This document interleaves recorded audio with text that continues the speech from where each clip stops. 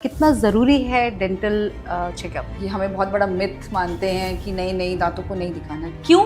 क्योंकि ये 32 है ना, शायद भगवान ने 1 या 2 दिए होते तो हम बहुत ध्यान रखते। डेंटल चेकअप बहुत ज़्यादा ज़रूरी है क्योंकि डेंटल दांतों की जो इश्यूज हैं वो बहुत लेटर ऑन पता चलते हैं, जब तक हमारा almost 80% of the tooth damage हो जाता है। दांतों का डैमेज भी इरिवर्सिबल है। वंस इट इज गॉन, चला गया, तो हम वापस से ना उसको रीग्रो कर सकते हैं ना कुछ कर सकते हैं। जो दांतों की हेल्थ है वो हमारी ओवरऑल बॉडी की हेल्थ के साथ जुड़ी है। हमारा जो माउथ है that is a gateway to our body. यहीं से हम खाना खा रहे हैं, हम अब फ्लूइड्स ले रहे हैं, मेडिसिन ले रहे हैं, तो इसका हेल्दी होना इज वेरी इंपॉर्टेंट। अक्सर लोग कहते हैं कि हम तो डेली ब्रश कर रहे हैं फिर भी हमारे दांत खराब हो रहे हैं। बैक्टीरिया के साथ फीड कर करके और सब मिनरल्स जो हम खा रहे हैं सबके साथ वो जम जाते हैं, वो नॉर्मल ब्रशिंग से नहीं हट सकते। डेंटिस्ट के पास कितनी बार चेकअप के लिए आना चाहिए? तो यूजुअली वी से बाय एनुअली 6 मंथ्स, पर एटलीस्ट वंस अ ईयर तो आना मैंडेटरी है। एक गोल्डन रूल क्या देना चाहिए? मैं एक नहीं 3 गोल्डन रूल बताऊँ।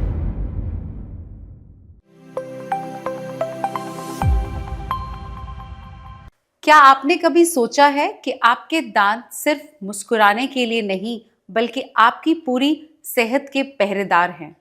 हम बचपन से सुनते आए हैं, चॉकलेट कम खाओ वरना कीड़ा लग जाएगा, लेकिन किसी ने ये नहीं बताया कि मसूड़ों की सूजन आपके दिल तक पहुंच सकती है या एक छोटी सी कैविटी आपको रूट कैनाल तक ले जा सकती है।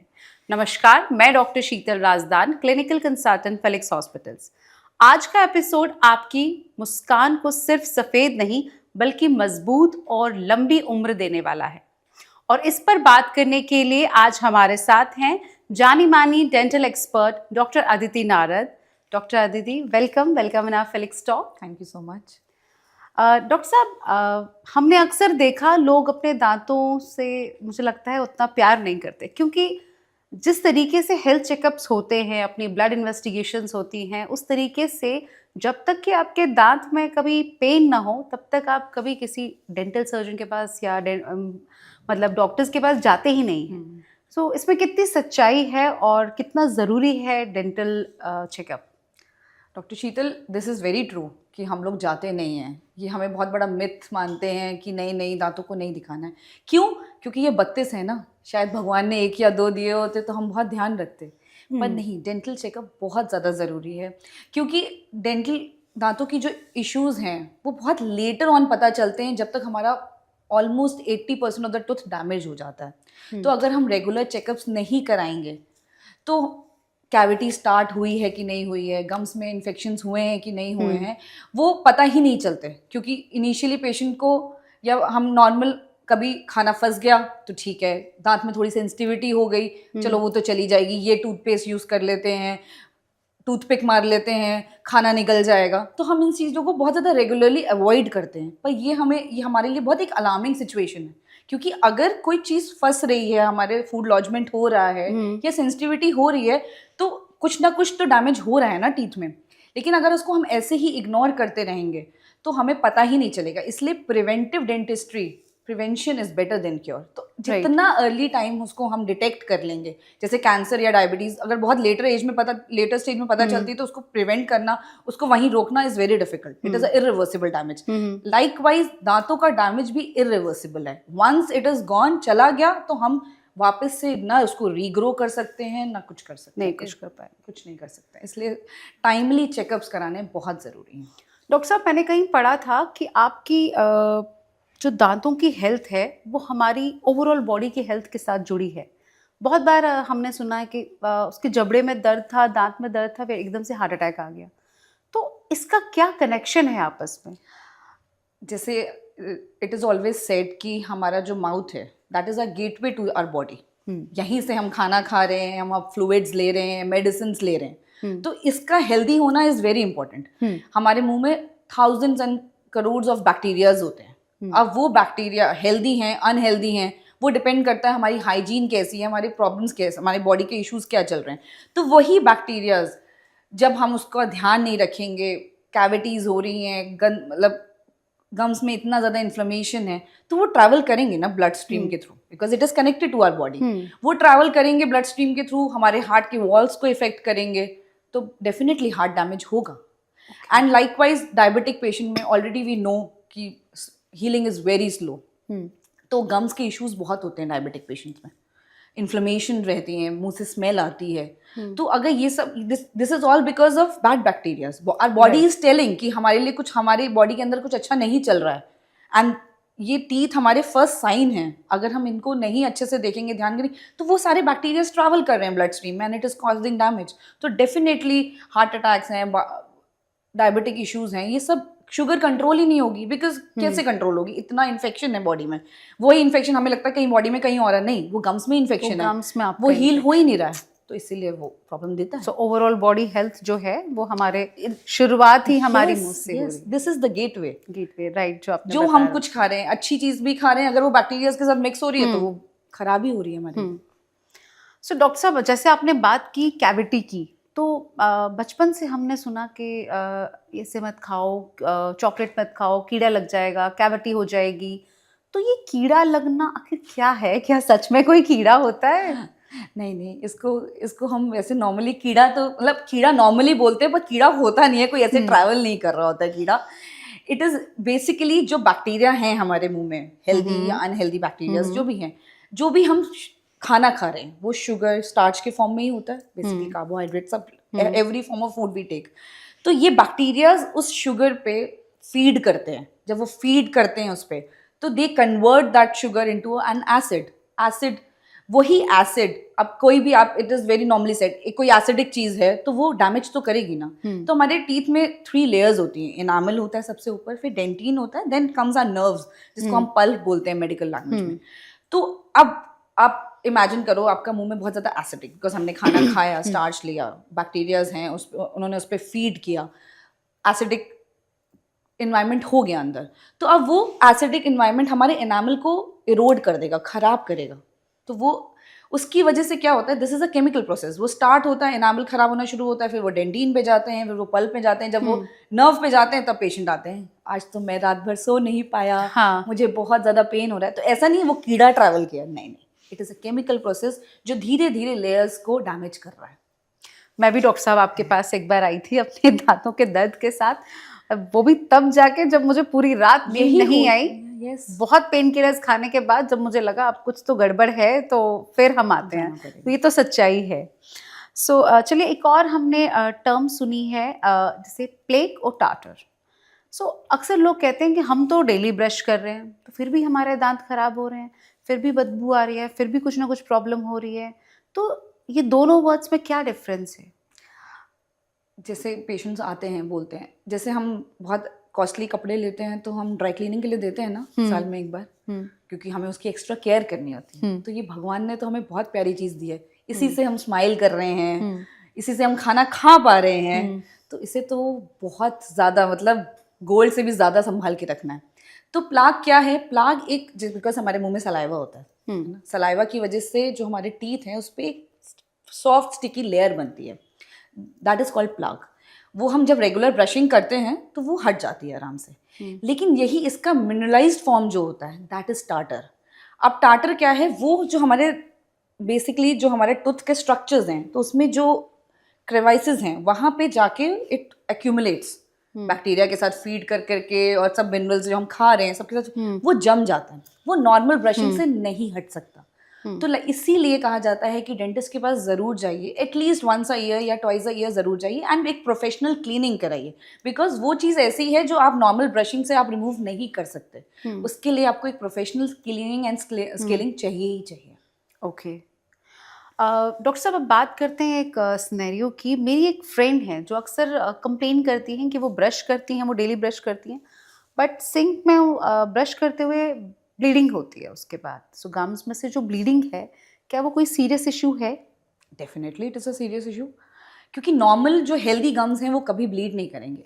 कभी once in a blue moon हो सकता है कि आपने बहुत ज़्यादा ब्रश को बहुत हार्ड तरीके से यूज़ कर लिया, तो हल्का सा कहीं से ब्लीड हो गया। But if you are spitting और तब भी ब्लड आ रहा है, या आपने कुछ एप्पल खाया, then you see that mark. आपने यूजुअली मार्केटिंग्स में या उसमें कोलगेट की एड्स में देखिए, बाइट किया and there is a mark on that apple, तो this is a sign that your gums are not okay. अगर गम्स में सूजन है, इन्फ्लेमेशन है, तो वो ब्लीड डेफिनेटली करेंगे। And these are the stages of gums inflammation जो एंड करती है, जिसको हम आम भाषा में पायरिया बोलते हैं और हमारे मेडिकल टर्म में पेरियोडोंटाइटिस बोलते हैं। तो ये इनिशियली ब्लीड करना is the first stage of periodontitis.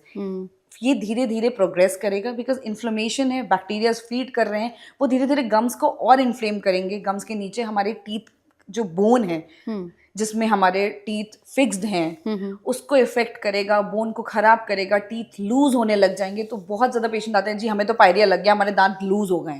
तो ये यही है, पेरियोडोंटाइटिस की स्टेजेस हैं जो हम इनिशियली इग्नोर कर देते हैं कि नहीं हमारा ब्लीड कर रहा है, कोई बात नहीं, ये तो चला जाएगा। इसको इग्नोर नहीं करना है, बिल्कुल भी नहीं। Right, early detection is very important, very important. That is why it preventive dentistry is important. Right. So मेरी मदर अक्सर कंप्लेन करती है मैम कि वो ठंडा पानी नहीं पी सकती, वो आइसक्रीम नहीं खाना चाहती क्योंकि उससे मुझे झंझनाहट होती है। व्हाट इज़ दिस झंझनाहट? मतलब मैं समझ नहीं पाती हूँ। वो बहुत बार कहती है हर चीज़ के लिए, मैं बहुत गर्म है वो भी नहीं ले पा रही हूँ, बहुत ठंडा है मैं वो भी नहीं ले पा रही हूँ। तो क्या है ये और क्या क्यों होता है ऐसा? डॉक्टर शीतला, जैसे ये तो एज रिलेटेड चेंजेस हैं ऑब्वियसली। हमारे दांत, परमानेंट टीथ हमारे मुंह में आ गए थे जब हम 12 साल के थे। अब आपकी मॉम अराउंड 60 हैं, तो इतने सालों से हैं। और टीथ एक दांत ऐसी चीज़ है जो 24/7 हम यूज़ कर रहे हैं। हम सो भी रहे हैं तब भी हमारे दांत कुछ ना कुछ प्रेशर्स में हैं। हम खाना खा रहे हैं, हम पानी पी रहे हैं, तो बेचारे सबसे ज़्यादा काम करते हैं 24/7, है ना। तो अब उसके लिए इनामल जो हमारा डैमेज हो जाता है विद टाइम, कुछ एज रिलेटेड चेंजेस होते हैं, कुछ हमारे ब्रशिंग टेक्निक्स इतनी क्लियर नहीं होती हैं, इतनी अच्छी नहीं होती, हम बहुत ज़्यादा लड़ते हैं ब्रश से। मॉर्निंग टाइम ही नहीं है ब्रशिंग का, घुमाओ फटाफट, चलो भागो। That is a wrong brushing technique. आपने बहुत हार्ड ब्रशिंग कर दी। कुछ पेशेंट्स की आदत होती है बिकॉज ऑफ स्ट्रेस कंडीशंस में, जब सबकॉन्शियसली हमारा माइंड वर्क कर रहा होता है तो हम बहुत ज़्यादा दांत क्लेंच करते हैं। That is cause bruxism in our medical term. उसकी वजह से जो हमारा इनामल है वो चला जाता है। तो सब कुछ तो हमारे दांतों पे प्रेशर आ रहा है ना। हमने एसिडिक ड्रिंक्स ली तो वो डैमेज कर, तभी कहते हैं कि कोल्ड ड्रिंक्स मत पीजिए बिकॉज दैट इज एसिडिक। तो वो हमारे डायरेक्टली हमारे इनामल को अफेक्ट कर रहा है। उनकी वजह से जो हमारा इनामल एब्रेड हो गया है, उसकी लेयर थिनिंग हो गई है। अब लेयर थिन हुई तो नीचे जो डेंटिन है और पल्प है, they are very highly sensitive. तो हल्का सा भी झंझनाहट वाला फील आएगा and you will be very, आपको डिस्कम्फर्ट होने लगेगा। तो उसके लिए डेंटिस्ट के पास आएँ। डिसेंसिटाइजिंग एजेंट्स होते हैं वो हम पेशेंट्स को देते हैं। कुछ ट्रीटमेंट्स हम कर सकते हैं, तो दैट इज इंपॉर्टेंट। वो ये एज रिलेटेड चेंजेस तो हैं ही, लेकिन साथ साथ हमें उसके साथ हमारा we have cure for that. मतलब क्योर है, हम ट्रीटमेंट उसका बेटर कर सकते हैं। डॉक्टर साहब, ये तो थी दर्द की बात। अब एक बहुत ही एम्बैरसिंग सिचुएशन जो आती है, दैट इज बैड ब्रेथ।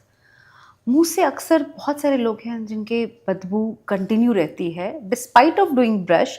ऐसा नहीं कि वो ब्रश नहीं करते, ब्रश करते हैं, बट फिर भी ऐसा रहता है। वो लोग इलायची लेते हैं या माउथ फ्रेशनर्स यूज़ करते हैं, तो ऐसा क्यों रहता है?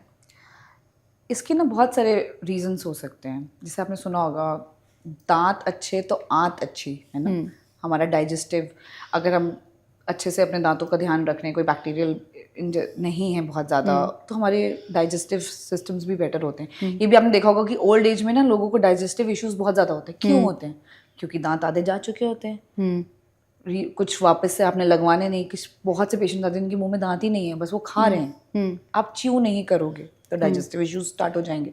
डाइजेस्टिव इश्यूज स्टार्ट होंगे, डाइजेशन प्रॉपर नहीं होगी तो एवरीथिंग, एसिडिक इश्यूज होंगे, रीगर्ज होगा, उसकी वजह से स्मेल।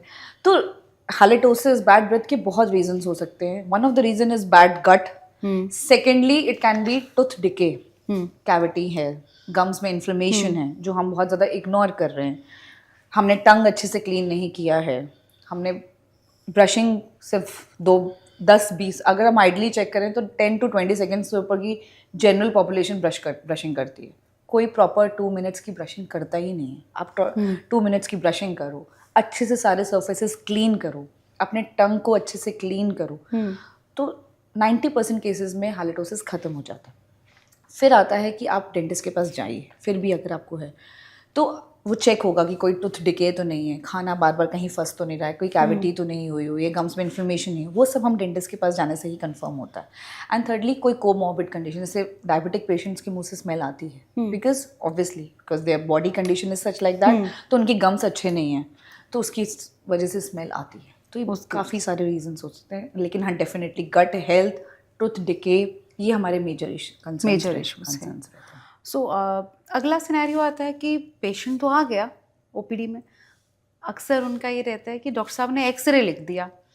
अब एक कन्फ्यूजन है कि क्या ये एक्सरे हमारे लिए सेफ रहेगा, क्योंकि दांतों के अंदर तक हम रेडिएशन दे रहे हैं, तो ये कितना सेफ होता है ma'am dental X-ray? Dental X-ray, जैसे हम सिंगल टूथ एक्सरे लेते हैं जिसको हम आरवीजी कहते हैं, या फुल माउथ एक्सरे लेते हैं जिसको ओपीजी कहते हैं, they are usually safe because radiation exposure is minimal. आजकल इतनी अच्छी मशीन्स आ गए हैं जिसमें रेडिएशन एक्सपोजर बहुत एकदम लिमिटेड होता है कि कोई ऐसा, क्योंकि वंस इन ना कभी आएंगे कराने आएंगे तो इतना एक्सपोजर नहीं रहता है। और डेंटल एक्सरे इसलिए भी ज़रूरी है बिकॉज ऊपर से तो मैं सिर्फ ऊपर का स्ट्रक्चर देख पा रही हूँ ना, हमारा टूथ का 50% स्ट्रक्चर ऊपर है तो 50% अंदर भी तो है ना, बोन के अंदर, वो मैं कैसे देखूंगी? या आपस में दांत हैं उसमें बीच में कैविटी हो रही है कि नहीं, तो उसको डिटेक्ट, कुछ भी डायग्नोसिस बनाने के लिए डेंटल एक्सरे इज मैंडेटरी। उसके बिना मैं डायग्नोसिस नहीं कर सकते। हमें पता ही नहीं चलेगा, हम ऊपर से नहीं देख के पता चल सकता कि बीच में, दांतों के बीच में कहाँ क्या इश्यूज हो रहे हैं, अंदर क्या डिके हो रहा है। ऊपर से लगता है कि छोटा सा होल है, पता चलता है वो it is like a iceberg, नीचे डिके इतना ज्यादा होता है, ऊपर इट्स जस्ट अ स्मॉल। सो आपके हिसाब से, अभी की टेक्नोलॉजी के हिसाब से एक्सपोजर इज वेरी मिनिमल, तो कोई ऐसी खतरे वाली बात नहीं है। कोई भी बात नहीं। राइट। सो अभी बात आती है कि जैसे लोग हेल्थ चेकअप्स कराते हैं रेगुलर 6 मंथ्स ईयरली कराते हैं, डिपेंडिंग अपॉन कि उनकी हिस्ट्री क्या है, weather he is diabetic, CAD patient. So dentist के पास कितनी बार चेकअप के लिए आना चाहिए? रेगुलर चेकअप या कोई एक फॉलो अप शेड्यूल होता है कि आपको 6 मंथ्स में या 1 ईयर में एक बार? इंटरनेशनल स्टैंडर्ड्स अगर हम ध्यान रखेंगे तो उसके हिसाब से बाय एनुअली एवरी 6 मंथ्स आपको आना चाहिए डेंटल चेकअप में, बिकॉज 6 मंथ्स में हमें एक पैटर्न पता चल जाता है, कोई भी कैविटी हुई है या कुछ भी डिके हुआ है तो वो हम एक फिलिंग के लेवल पे रोक सकते हैं, जिससे कि वो अंदर इंटरनली डैमेज ना करे, हमें रूट कैनाल और एक्सपेंसिव प्रोसीजर्स ना करवाने पड़े। तो यूजुअली वी से बाय एनुअली 6 मंथ्स, पर एटलीस्ट वंस अ ईयर तो आना मैंडेटरी है। वो आप आएंगे तो आपका ओवरऑल हेल्थ बहुत अच्छा रहेगा। इंडिया से बाहर की कंट्रीज़ में it is usually biannually. Okay. So doctor साहब, आपने बात की रूट कैनालिंग की, तो अक्सर लोग इस नाम से बहुत डरते हैं।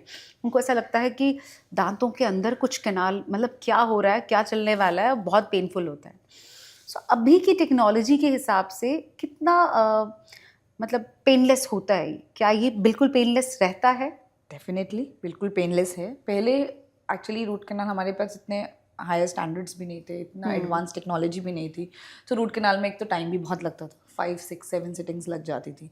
अब because we have technology, we have so much of, सब चीज़ें हैं हमारे पास, मशीनरी हैं, एंड अंडर एनेस्थीसिया, हम लोकल एनेस्थीसिया देखिए करते हैं, it is 99% painless. Obviously because आप जनरल एनेस्थीसिया में तो हो नहीं, यू आर नॉट, आप बेहोश नहीं हो, आपको फील तो आएगी ना, एक टेक्टाइल फीलिंग तो आएगी कि बिकॉज हम इंस्ट्रूमेंट्स यूज़ कर रहे हैं, पर पेन नहीं होता है। रोटरी एंडोडोंटिक्स आ गई, रोटरी मशीन्स आ गई, जिसमें हम पहले हैंड फाइलिंग करते थे रूट कैनाल करने के लिए, अब we have machine for that. तो 1 से 2 सिटिंग्स में रूट कैनाल कंप्लीट हो जाता है, बार बार डेंटिस्ट के पास विजिट नहीं करना पड़ता। क्राउन्स लगने के लिए we have so much of good technology, chair side crowns लग जाते हैं कि पेशेंट को वेट नहीं करना, लैब में बनने जा रहा है या कुछ भी हो रहा है। तो everything is technology based, painless, effortless. You just have to visit your dentist and you have to trust your dentist. Trust is very important, right doctor? So doctor, अभी जैसे आपने बात की कि बहुत हमारे ओल्ड एज वाले लोग हैं जिनके दांत निकल जाते हैं, सो खाना मतलब नहीं हो पाता है, मतलब सारा जो प्रोसेस स्टार्टिंग है हमारा च्यू वगैरह वो नहीं हो पाता है। सो अब उनके लिए क्या बेहतर है, डेंचर या इम्प्लांट? देखिए, डेंचर है, पहले भी चल रहे थे, अभी भी लोग करवाते हैं। डेंचर बहुत एक पुराना, बहुत सालों से ट्रीटमेंट आ रहा है। ये तब का ट्रीटमेंट है जब इम्प्लांट्स इंट्रोड्यूस भी नहीं हुए थे हमारे मेडिकल फील्ड में। डेंचर ठीक है, मतलब करा लेते हैं पेशेंट्स, पर अब दोनों की टेक्नोलॉजी में बहुत डिफरेंस है। अब हमारे जो दांत हैं वो हमारे फेशियल स्ट्रक्चर को बहुत मैनेज करते हैं, वही हमारे बोन को एक शेप को मेंटेन करके रखा है। कभी आप देखिए ओल्ड एज में लोगों का ये जो चीक है वो बिल्कुल सैग कर जाता है। क्यों कर जाता है? इसका रीज़न ये दांत चले गए, स्ट्रक्चर जो बोन, दांतों ने बोन को पकड़ा हुआ था, हमारे स्ट्रक्चर एडजॉइनिंग स्ट्रक्चर्स को पकड़ा हुआ था, वो सब तो बिकॉज ऑस्टियोपोरोसिस तो हो रहा है ना, बोन हाइट जाती जा रही है, हाइट चली गई बिकॉज जहाँ टीथ था वहाँ कुछ भी नहीं है, तो हमारा फेशियल स्ट्रक्चर इज गॉन। अब डेंचर क्या कर रहा है, डेंचर उस बोन पे हमने सिर्फ एक बिठा दिया है, एक बनाया denture and it is just there, वो सक्शन के हेल्प से इट इज देयर। इम्प्लांट में क्या होता है, ऑन कॉन्ट्ररी हम एक, it is a titanium root, जो एक हम एक में उसमें बोलेंगे, वो हम ड्रिल करते हैं या we place it inside the bone, वो हमारे बोन को पकड़ती है। अगर हम उसके ऊपर फिक्स टीथ लगाएंगे तो हम प्रेशर ज़्यादा लगा पाएंगे, हम प्रेशर ज़्यादा लगा पाएंगे तो हम अपने फूड को ज़्यादा इंजॉय कर पाएंगे। वरना ओल्ड एज में पेशेंट डेंचर के साथ सारे टाइप के फूड को इंजॉय ही नहीं कर पाते। जी मैं पीनट नहीं खा पा रहा, मैं बादाम नहीं खा पा रहा, ये बहुत पेशेंट्स बोलते हैं। तो अगर आपने इम्प्लांट सपोर्टेड डेंचर लगाया, you can enjoy every type of food, whether it is vegetarian, whether it is nuts, whether it non vegetarian. तो यू कैन फील दैट कि मैं खाना अच्छे से, अगर अच्छे से खाना चबा पा रहा हूँ, you will have that feel good factor, सब कुछ अच्छा रहेगा। Right ma'am. डॉक्टर साहब, आजकल हर कोई बॉलीवुड स्माइल चाहता है जैसे आपकी है। तो अक्सर क्या है कि लोग आजकल ये टीथ वाइटनिंग की तरफ जा रहे हैं इस वजह से, तो कितना सेफ है ये? क्या हमारे दांत इससे वीक तो नहीं हो जाते? नहीं, डेफिनेटली नहीं। अगर आपने एक प्रोफेशनल डेंटिस्ट से वाइटनिंग करवाई है, बिकॉज वी नो कि हमें कितना परसेंटेज में कौन सा मटेरियल यूज़ करना है, पेशेंट का टीथ इतना सपोर्ट कर पाएगा कि नहीं कर पाएगा, हर पेशेंट में हम एडवाइस नहीं करते हैं, वी डायग्नोज अकॉर्डिंगली। लेकिन अगर आप मार्केटिंग ब्रांड्स पे जाएंगे जो किट्स दे रहे हैं, वो बिल्कुल भी होम रेमेडीज और ये सब बिल्कुल भी सेफ नहीं है, बिकॉज वी डोंट नो कि वो क्या कर रहे हैं। एंड रही बात कॉस्मेटिक ट्रीटमेंट्स, विनियर्स जिसको हम बोलते हैं, बिकॉज सेलिब्रिटी स्माइल वो बेसिकली क्या है, गोल्ड स्टैंडर्ड स्माइल है। उसमें जो हमारे फ्रंट के टीथ हैं, जिसको हम सेंट्रल इंसाइजर्स, कैनाइन्स और लेटरल्स बोलते हैं, वो बिल्कुल गोल्ड स्टैंडर्ड्स के हिसाब से शेप दी जाती है। तो they are very safe, but you have to maintain it. If you buy an Audi, you have to maintain that car, right? तो एग्जैक्टली वैसे ही होता है, बिकॉज आपको वो उसमें विनियर्स में क्या किया, हमने बिल्कुल पतला सा अपना हमारे एनामल को रिड्यूस किया and we have placed a, we can call it a teeth और अ कोटिंग। ऑब्वियसली आर्टिफिशियल है, तो मेंटेनेंस तो बहुत अच्छे से करनी पड़ेगी। मेंटेनेंस तो करनी पड़ेगी। बहुत ज़्यादा स्टेन फूड नहीं ले सकते, स्टेन ड्रिंक्स नहीं ले सकते, तो उन सब चीज़ों के लिए। But yes, you can get a celebrity smile with that. Right. Doctor साहब, अभी जैसे आपने हमें बताया था कि ब्रशिंग टेक्निक ही लोगों की ठीक नहीं है, तो आज हम जानना चाहेंगे आपसे कि ब्रशिंग टेक्निक है क्या, और आजकल मार्केट में बहुत सारे इलेक्ट्रिकल टूथब्रश भी आए हैं, तो वो यूज़ करना चाहिए या manual brush is important? Brushing technique, पहली बात तो हमें अपने दांतों से लड़ना नहीं है ना, we have to be very, वो हमारी बॉडी का बहुत अहम हिस्सा है, तो हमें उनका बहुत प्यार से ध्यान रखना है। मॉर्निंग में रश में हमेशा रहते हैं, तो फटाफट ब्रशिंग करो एंड यू जस्ट, तो you don't have to be harsh to them. Circular motion में बिल्कुल आराम से 2 minute relax, it is like a meditation. Relax करके जितना प्यार से आप उनको रखेंगे, उतना प्यार ये आपको भी देंगे। तो सर्कुलर मोशन में आराम से 2 मिनट लगा के सारे सर्फेसिस को कवर करते हुए अपना ब्रशिंग करिए। डोंट, इसको घिसना नहीं है, it has to be a circular, gentle, बिल्कुल पेन की जैसे ग्रिप होती है वैसे ही ब्रश को पकड़ना है। Secondly, manual brushing and electronic brushing दोनों में कोई हार्म नहीं है। यूजुअली हम इलेक्ट्रॉनिक ब्रशिंग किड्स को मोटिवेट करने के लिए कि वो शायद इस ब्रश को देखकर, या ओल्ड पेशेंट्स जिनके थोड़ा स्ट्रेंथ की इश्यूज हैं या होता है, तो उन पेशेंट्स में हम बोलते हैं आप रेगुलरली भी यूज़ कर सकते हो। इसके साथ बेस्ट पार्ट क्या है कि जो मैनुअल ब्रशिंग में हम मिस्टेक्स करते हैं, बहुत ज़्यादा हार्श ब्रशिंग करते हैं या हम टाइमिंग प्रॉपर नहीं करते हैं, वो हम इन सब चीज़ों में इलेक्ट्रॉनिक ब्रशेस में अवॉइड कर सकते हैं, बिकॉज इसमें 2 मिनट्स के टाइमर होंगे, प्रेशर आपको लगाना नहीं, just have to rotate it all पूरे मुंह में, उसके अपने आप ऑसिलेटिंग एंड मोशंस होते हैं, वो अपने आप सारे सर्फेसिस को क्लीन करता है and you will at least do 2 minutes की ब्रशिंग। तो that is the best part for electronic brushes. पर ऐसा कुछ नहीं है, if you can manage a good brushing with a manual brushing, थोड़ी सेंसिबल होके, तो यू कैन डू दैट, तो हम वो भी कर सकते हैं, राइट। अब बात करते हैं खाने पीने की। ये सब तो हमें पता ही है कि मीठा तो नहीं खाना है, जो दांतों के लिए बहुत ही ख़राब है। सो क्या कुछ ऐसी डाइटरी चीज़ें हैं जिनको खाने से हमारे नेचुरली हमारे दांत बहुत हेल्दी रहें? हाँ बिल्कुल है। आप बहुत ज़्यादा फाइब्रस फ्रूट्स खाइए, फाइब्रस डाइट लीजिए, जो हार्ड फ्रूट्स होते हैं, गुआवा, एप्पल, इन सब चीज़ों को खाएंगे। ये नेचुरल क्लेंजिंग, नेचुरल टूथब्रश है, ये हमारे, बिकॉज हमारे जो नेचुरल टीथ है ना वो सेल्फ क्लेंजिंग में रहते हैं, उनको हमें सलाइवा को ट्रिगर करना होता है। तो आप अगर अच्छे से फाइब्रस ऑरेंजेस खाओगे, आप गुआवा खाओगे, ये सब नेचुरल क्लेंजिंग है, आप अच्छे से क्लीन कर पाओगे, ये खाइए। दूसरी चीज़, छोटे बच्चों को हम ऑलवेज एडवाइस करते हैं, जब उनके दूध के दांत टूट रहे होते हैं और परमानेंट टीथ आ रहे होते हैं, पेरेंट्स आते हैं कि बच्चा तो कुछ खाना ही नहीं चाहता, ये सिर्फ खिचड़ी खाना चाहता है। नहीं, पहले हम भी तो खाते थे, गन्ना खाते थे, शुगर केन सबसे बेस्ट है। क्यों?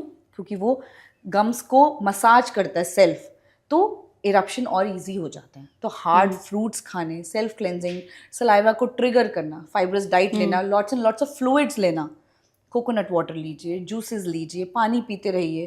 तो इन सब चीज़ों से you can keep a healthy teeth. Right. Doctor साहब, जाते जाते आप एक बार हमारे लिसनर्स को एक गोल्डन रूल क्या देना चाहेंगे? मैं एक नहीं 3 गोल्डन रूल बताऊंगी। 3 golden. Thank you so much ma'am. So brushing twice daily, मतलब मॉर्निंग में ब्रश कीजिए टू कीप योर आसपास के surrounding smiling for you, because अगर आप ब्रश करके जाओगे तो आपके साथ के जो लोग हैं, आपके फ्रेंड्स हैं, आपके कोलीग्स हैं, they will be happy because you won't have bad breath. And night brushing, that is very mandatory, because जो आप दिन भर खा रहे हैं, अगर आप रात को उसको ब्रश से नहीं हटाएंगे तो जो बैक्टीरियाज हैं वो इतना ज़्यादा हाईली अफेक्ट करेंगे कि दांतों में कैविटी बढ़ती चली जाएगी। So brushing twice daily. Secondly, visiting your dentist is very important. Please उनको भी जाके मिले, अच्छे अच्छे प्यारे प्यारे डेंटिस्ट हैं आसपास, they will give you a good smile. And thirdly, कुछ भी खाना खाने के बाद रिंस करने की आदत ज़रूर डालें, either with a mouth wash और a plain water, that is your call, लेकिन रिंस ज़रूर करें। हैंड वॉश करते हैं ना, हाँ जी, रिंस करना बहुत ज़्यादा ज़रूरी है। बहुत ज़रूरी है। सो you'll have a very healthy teeth and you'll be smiling, you'll be enjoying food. Thank you. Thank you so much ma'am, thanks a lot. So आज हमने जाना दांत सिर्फ खाने के लिए नहीं होते, ये हमारी सेहत का आईना है, इसलिए अपनी डेंटल हेल्थ का खास ध्यान रखें। आज मुझे दीजिए इजाज़त, अगली बार फिर मुलाकात होगी, तब तक के लिए नमस्कार।